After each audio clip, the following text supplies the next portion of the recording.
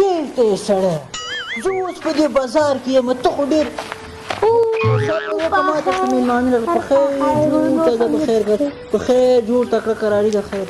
څنګه راغلي والکه یاره دې یو زوی ده خوندې کېږي نه څوک ښځه نه ورکوي یوازې کور ورته تللې ته خوله کې ډېر چالاک راځه که چېرته دې ورته وکړه واه زوی دې لوی سړی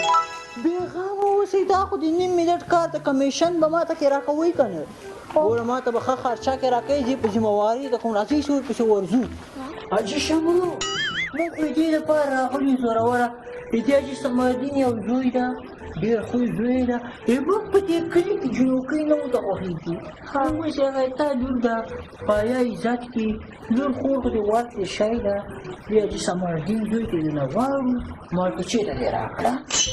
خو سړی هلک خو ما اندازه څنګه هلک د ښه هلک ده واه زوی دې مړ مسهل هلک خو داسې هلک داسې په دې کلي کې جوړه نسته دا تک سپین دا ویښیان دا اخلاقي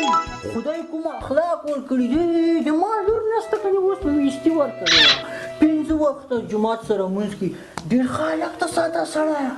ډېر ښه دې سپاک طریقه ډېر ښه هلک ته پوه شو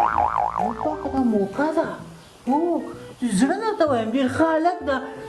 چې ته یې دومره صفتونه وکړه رښتیا به هم ښه هلک یې ته ولږ موبایل نمبر راکړه ټلیفون ورته کوم ښه موبایل نمبر ورکړئ موبایل نمبر داس 2 دقیقې زه لیک باندې وځم ورشه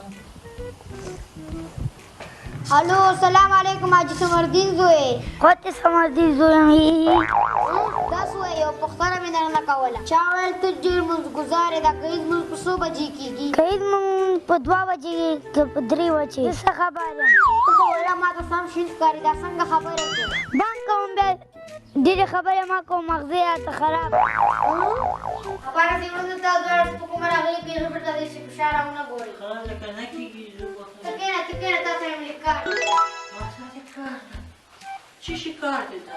تا سره مې کار ده دومره دروغ ده لکه څه وایي دروغ منې خلک ژوند ورته وایي پیسه ورته برابر نه